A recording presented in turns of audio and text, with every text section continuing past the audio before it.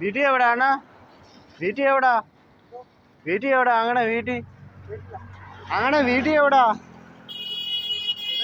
ആ നെടിയവല്ല.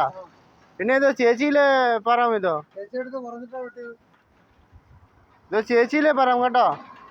പിന്നെ അങ്ങനെ കട്ടിങ് അങ്ങനെ എന്തുവാ കട്ടിങ്? ഇതോ ചേച്ചിയിലെ പറയാം. ഇതോ ചേച്ചിയിലെ ഇതോ ആ ശരി ശരി ശരി. പേരെന്തുവാ?